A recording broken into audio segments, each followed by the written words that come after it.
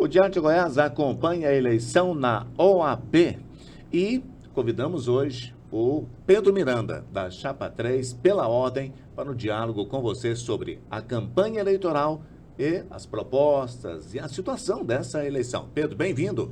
Aqui é o Diário de Goiás. Obrigado, Altair. É uma satisfação ter a oportunidade do espaço democrático para discutirmos uma eleição tão importante, não só para a advocacia em Goiás, como também para toda a sociedade que depende dessa advocacia para ter acesso à justiça e buscar as suas pretensões. Quais são as bases da sua candidatura, traçadas lá desde o início e trazidas até agora? As bases dessa candidatura, em primeiro lugar, uma candidatura que se apresenta como a candidatura mais nova da história das eleições da OAB Goiás. Mais nova por quê? Mais nova por quê? Porque hoje os mais novos, que têm até 10 anos de advocacia, são a maioria da advocacia. E por essa razão, por esse anseio da maioria da advocacia, é que nós propomos, pela primeira vez na história das eleições da ordem, uma chapa inteiramente modernizada. Uma chapa que inova ao não trazer os velhos medalhões da velha política do sistema OAB, mas uma chapa que traz em sua configuração aqueles e aquelas que hoje vivem da dificuldade da advocacia e nada melhor do que os que vivem da dificuldade da advocacia poder propor as soluções. Aqueles que hoje estão no dia a dia da advocacia e muitos que essa maioria pensa inclusive em desistir da advocacia porque não tem um auxílio próprio da ordem. A outra base, então, que nós sustentamos, inclusive reflexo de toda essa modernidade e dessa juventude que se apresenta em nossa chapa, é a instituição do piso salarial. Essa é uma bandeira. Esse é um legado que nós vamos deixar para a advocacia no estado de Goiás e tem sido usado ao longo do tempo como um marketing vazio pela atual gestão, que, não variadas às vezes, aprova piso salarial. A tabela de honorários já não seria algo que dirigiria para isso? Não, hoje o piso salarial ele tem a ver com aquilo que o advogado ele recebe enquanto contratado de um escritório de advocacia. É o que o proprietário do escritório ou a proprietária do escritório paga a esse advogada contratada. Os honorários, eles têm a ver com a proposta feita ao cliente, que é diferente daquele advogado que hoje é empregado. Então, em Goiás, diferente de alguns outros estados da federação, nós não temos a instituição de um piso salarial, Altair. Então, como é que se negociaria um piso, sendo que ele tem a ver com relações sindicais,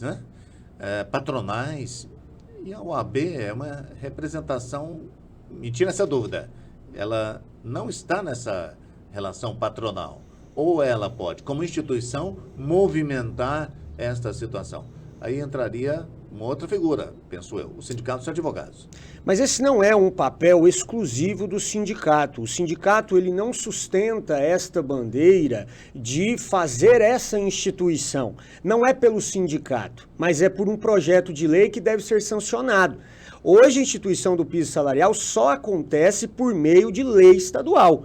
E lei estadual não é de base do sindicato. Lei estadual também pode ter participação do sindicato, assim como pode ter participação de associações de classe, associações de advogados, a exemplo do que nós hoje conduzimos, que é a associação pela ordem legalmente constituída, mas a ordem é que deve fazer esse enfrentamento. É a OAB que faz esse diálogo institucional com o presidente da Assembleia Legislativa, com um deputado já coordenando esse projeto de lei para apresentação. O senhor já dialogou com algum deputado para fazer a apresentação? Já dialoguei.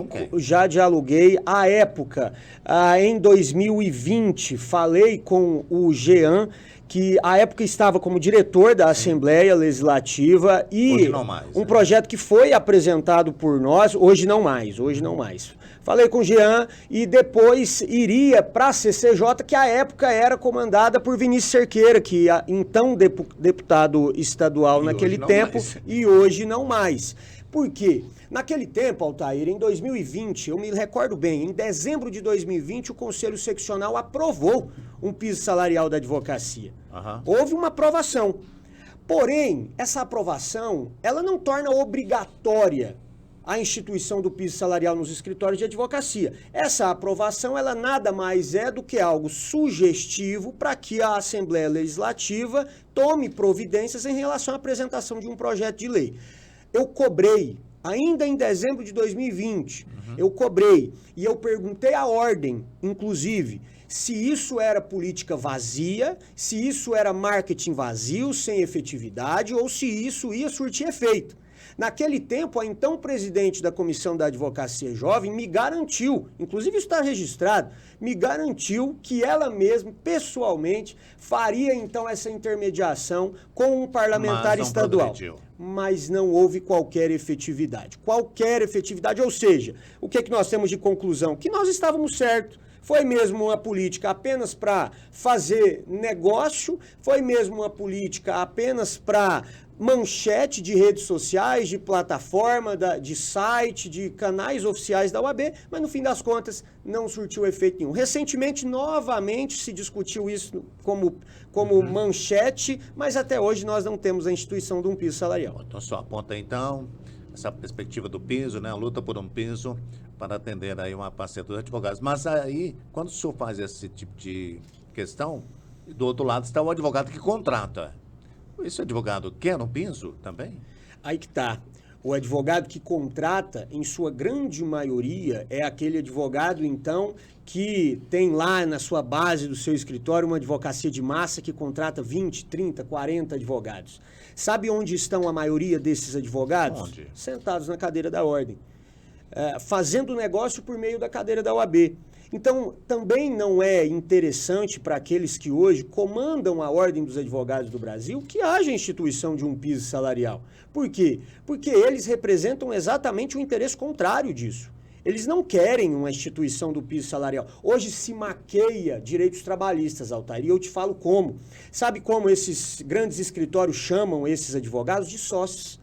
Então, eles são inseridos como sócios no contrato social, com um percentual irrisório para serem chamados de sócio, quando, na verdade, no fim das contas, estão recebendo uma mixaria, menos que um salário mínimo. Muitas vezes, um advogado e uma advogada têm recebido no estado de Goiás. Pedro Miranda, da Chapa 3, na eleição da OAB, conversando conosco aqui no Diário de Goiás, a eleição dia 19 de novembro. Advogado, quais são as avaliações que o senhor faz desse processo, que ele é muito curto, né? Acho até que a eleição tinha que ser mais longa, né? Para ter mais diálogo, mais conversa, uma agenda mais aberta, né? Para os candidatos, mas é um processo bem curto. Qual a sua avaliação até agora desse processo, considerando, né, o que o senhor apresentou para os advogados e considerando a estrutura que essa eleição traz agora como novidade, que é o voto digital? Primeiro, Altair, que é uma eleição absolutamente desigual. Na contramão do que hoje se apresenta na política institucional do país, há um provimento do Conselho Federal que proíbe a pré-campanha. Um provimento do final de 2023 que simplesmente proíbe a pré-campanha. E, portanto, qualquer tipo de conduta que possa ser considerada um pedido de voto implícito ou expresso, ele é vedado. Então, nós só podemos fazer isso 30 dias, no período que antecede, 30 dias antes do dia efetivo das eleições. De outro lado, na contramão também da política institucional, se o atual presidente, ele resolve vir à reeleição, ele não tem que se desincompatibilizar. Ele permanece no poder, ele usa da máquina, usa da estrutura da máquina, faz campanha dentro da ordem. A eleição da ordem segue algumas regras das eleições legislativas e executivas do Brasil, mas essa da pré-campanha, realmente, a pré-campanha é autorizada por o executivo e por legislativo. Exatamente, e o Conselho Federal simplesmente veda a pré-campanha. No entanto, também tem regras sobre propaganda, né? Tem regras sobre os prazos eleitorais, registro da candidatura, tem várias regras que são seguidas. Há outras regras que são seguidas de fato. Agora, realmente, essa da pré-campanha, ela é Não entendi a o que justificativa. soa absurdo, porque ela só prejudica aqueles que estão na oposição. Essa é um tipo de regra que só prejudica quem está na oposição. E essa perspectiva de que o candidato que está na gestão e vem à reeleição, ele não deve se desincompatibilizar, também é outro problema. Mas isso não impede que os oposicionistas se articulem, né? Ou seja, conversem, articulem. Não pode fazer, pelo que eu entendi, ações de comunicação de pré-campanha. Exato. Mas pode conversar, né? Tanto é que foram muitas reuniões, né, na pré-campanha. Houveram reuniões na pré-campanha, eu não tenho dúvida disso, mas nós sempre corremos riscos. Corremos riscos o tempo inteiro, porque não se sabe o que é que o provimento vai entender, não se sabe o que é que a legislação vai entender, ou que a comissão eleitoral vai entender. E aí eu chego em um outro ponto. O presidente candidato à reeleição, ele simplesmente nomeia a comissão que me julga, que julga o Bruno Pena, da Chapa 2. Não há qualquer critério. Mas como não há um tribunal para isso, como o TRE, o ato tem que partir de alguém, não? Tem que partir de alguém. Qual que é a nossa opinião sobre isso? Como se ajustaria essa situação? De algumas formas, e eu cito algumas alternativas que ainda podem ser discutidas à frente. Por exemplo, por que não, então, ter indicação de todas as chapas para essa comissão? Seria uma alternativa que, pelo menos, se apresentaria mais justa do que é atualmente. Porque se parte do atual presidente, que é candidato à reeleição, eu não quero, obviamente, ser julgado por alguém que é nomeado pelo meu adversário. Mas aí tem um detalhe, as chapas são formadas depois que a comissão é formada, então tem uma questão de temporalidade. Não... Então, vou dar uma sugestão para o senhor, pode ser? Lógico. Talvez nomes apresentados, mesmo que informalmente pelas chapas, ao Conselho da OAB e votados. Né? Sim, e a outra alternativa é que o Conselho Federal, por meio de um provimento, de um ato normativo do Conselho Federal, faça essa determinação antecipadamente. Que isso seja indicado antecipadamente, com advogados que estarão impedidos de participar de chapas, que não podem ser nomeados. Ou mesmo, e aí eu faço esse registro, que se o presidente for à reeleição, ele não pode nomear. Ele não pode nomear. Quem tem que nomear? O Conselho Federal. Que o Conselho Federal, então, faça a nomeação, por meio de critérios próprios a serem estabelecidos. Se ele não for à reeleição, tudo bem. Ele nomeia. Então são várias as alternativas, mas a que existe prejudica muito. A comissão tem que seguir uma regra, né? Então, a princípio, ela tem autonomia, né? Isenção para julgar qualquer questão, independente de quem seja o indicador, né? Sim, e a comissão, atualmente, ela é composta por juristas preparados, competentes. Acho que o doutor Márcio Moraes é uma pessoa que, inclusive, tem uma experiência no TRE, né?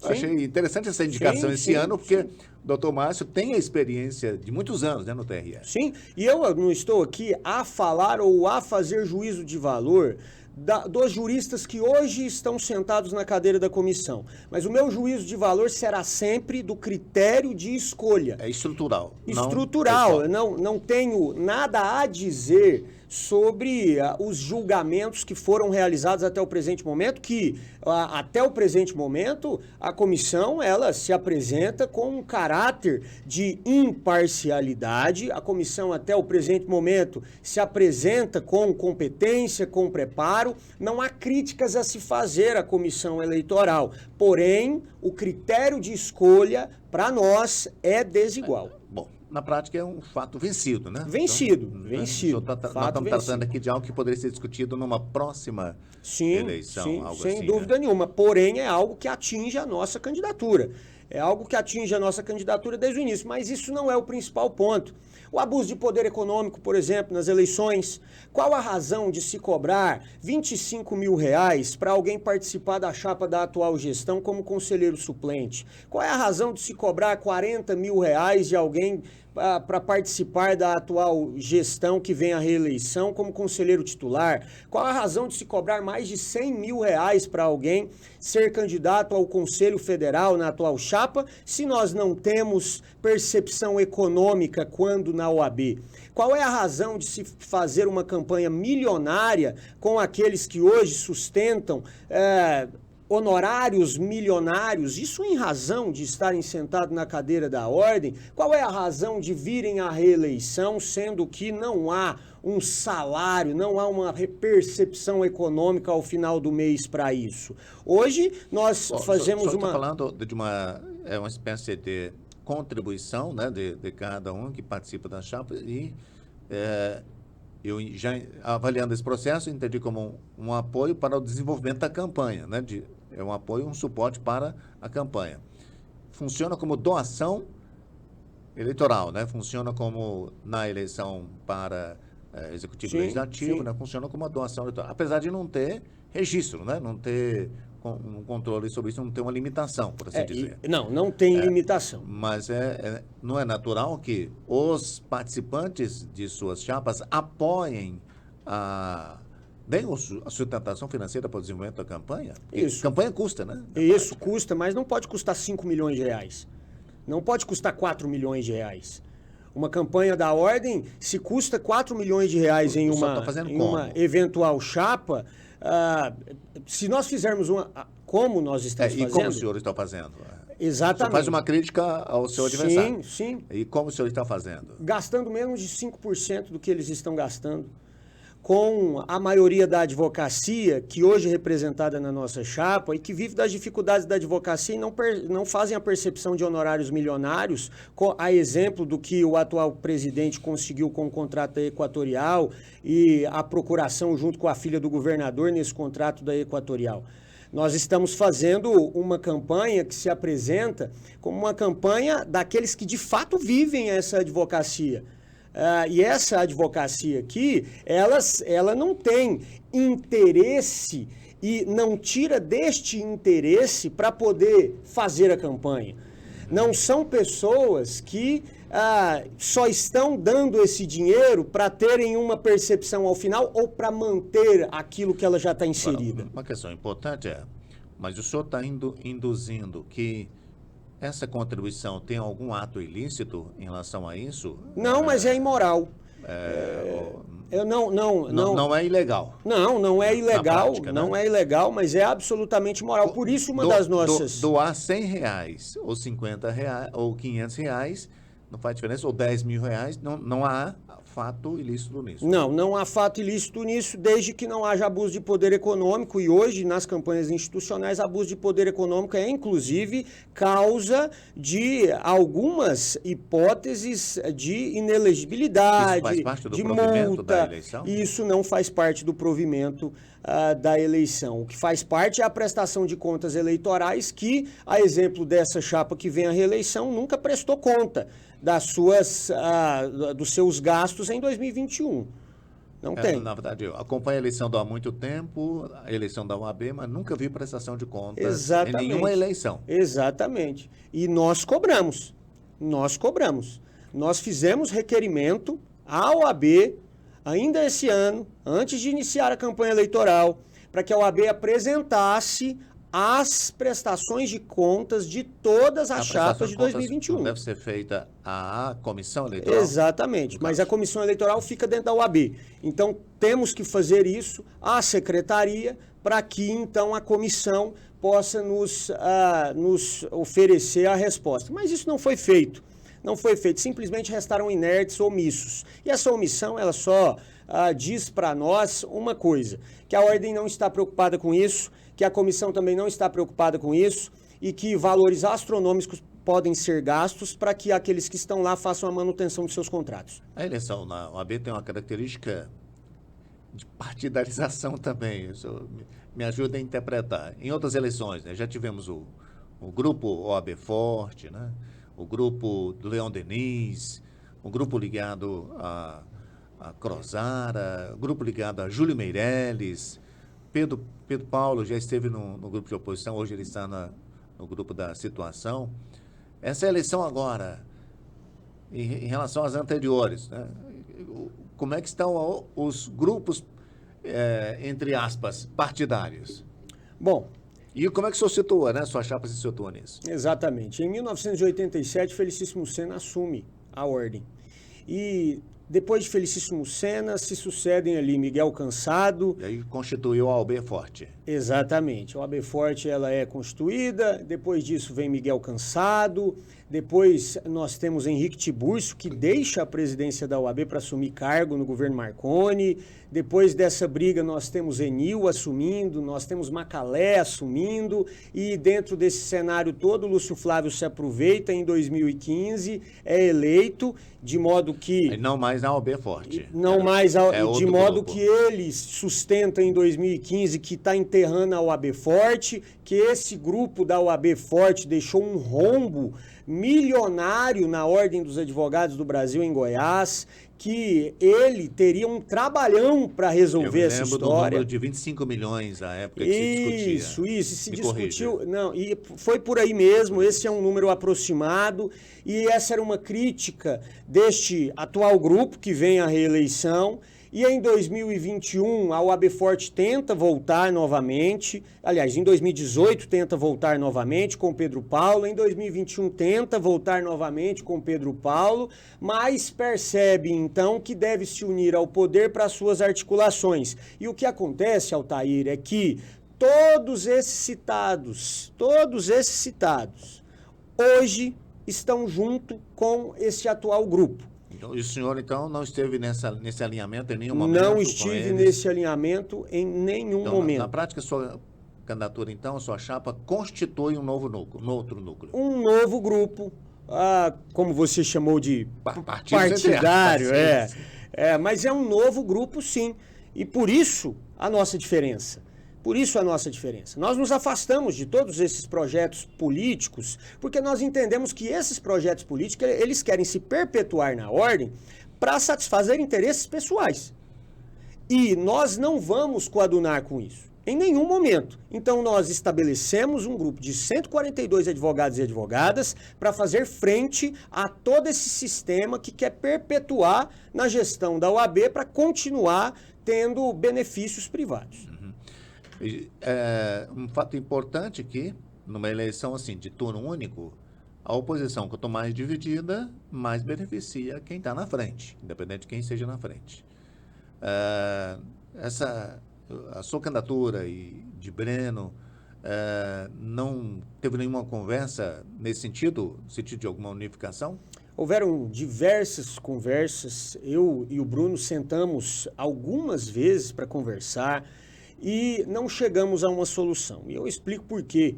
Porque nosso grupo, como dito anteriormente, se apresenta num cenário como inovação, como novidade, como virada de página da gestão da ordem. Ele também é candidato pela primeira vez. Né? Ele também é candidato pela primeira vez. Entretanto, neste grupo do Bruno, hoje há apresentação de candidatos que sustentam uma história no sistema OAB. Valentina, que já foi conselheira federal, que já foi vice-presidente da OAB, Leon Denis, citado por você agora há pouco, que hoje também é candidato, Júlio Meirelles, que foi secretário-geral da OAB e também está nesse grupo, e mais outros colegas que, obviamente, tem a sua história no sistema OAB, nós respeitamos, mas entendemos que essa página tem que ser virada. E por essa razão, ainda que essa oposição dividida possa eventualmente favorecer uma certa pretensão da situação, nós entendemos que era momento, então, de levantar a nossa bandeira e de fazer frente à maioria da advocacia. Porque hoje a nossa chapa representa a maioria da advocacia. A chapa que hoje se concentra na atual gestão representa uma minoria de privilégios. Nós só fez um histórico bem longo, né? Então, vamos ver.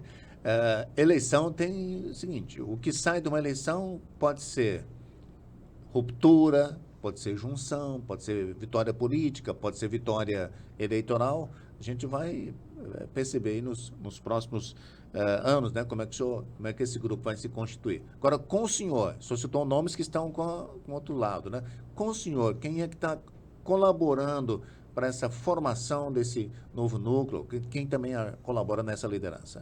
Essa é uma pergunta interessante, Altair, porque sempre nas eleições da OAB se questiona, então, quem é que está com vocês aí? Quem é que está com vocês? Me cita um nome, então, já conhecido que está com vocês. Não, eu não vou citar esse nome já conhecido, porque hoje a maioria da advocacia são dos desconhecidos. A maioria da advocacia... Mas eu não perguntei com esse interesse. Eu perguntei no sentido de quem são as lideranças, né? Que colaboram com o senhor nesse discurso, no desenvolvimento da campanha. Bom, as nossas lideranças, aí sim. Aí sim. Primeiro que nós temos 142 advogados e advogadas, cada um com a sua liderança.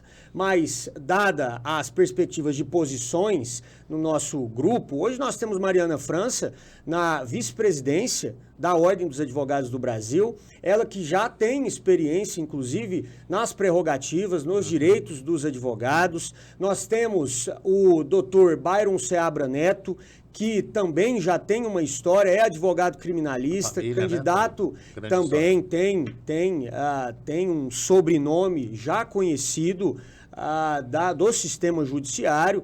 Mas nós temos a Keise Dávila na presidência da CASAG, que já foi coordenadora de ensino de instituições educacionais. Nós temos na CASAG 3 mulheres à frente, Altair, que nunca estiveram à frente da ordem. Nós temos, então, 3 mulheres à frente da CASAG. Nunca houve essa configuração de 3 mulheres à frente da CASAG. E no Conselho Federal, por exemplo, nós temos o professor Alexandro Regal, que é coordenador de Direito de uma instituição de ensino também em Goiás. Nós estamos trazendo lideranças que, em seus núcleos, apresentam e percebem a dificuldade da advocacia num cenário global. Porque hoje nós entendemos que quem está lá só olha para os seus e olha da porta para dentro. Enquanto não se fizer gestão olhando da porta para fora, nós não teremos uma advocacia beneficiada. Agora, quem acompanha essa entrevista conosco, e para fechar, eu sempre coloco numa eleição da OAB o papel institucional da OAB para a sociedade. Porque nas diversas áreas, né, que a instituição atua, ela atua em defesa da sociedade, né, em vários momentos. Tivemos aí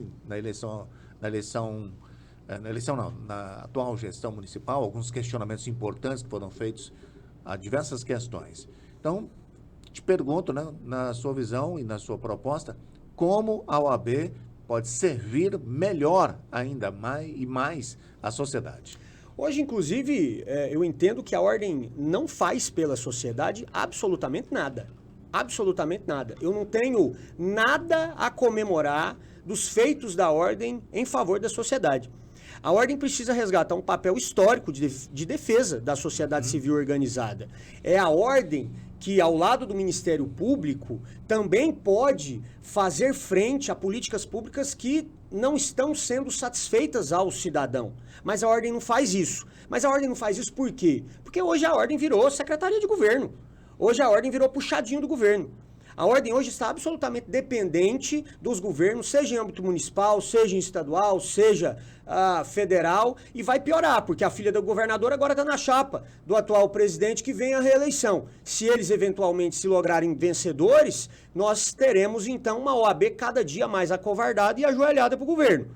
Então, nós não teremos enfrentamento pelo cidadão, porque atualmente a ordem, inclusive, faz diversas indicações a cargos de livre nomeação nos governos. Virou um cabide de emprego. A ordem, quando vira uma secretaria de governo, ela não tem autonomia mais para fazer frente. A ordem, quando se propõe a fazer uma ação civil pública, Altair, ela, inclusive, faz menção nos meios de comunicação, dizendo que vai propor uma ação civil pública contra o Estado em razão da violação de prerrogativas de um servidor da Polícia Civil. E aí faz todo aquele alvoroço e sabe o que faz? Não propõe.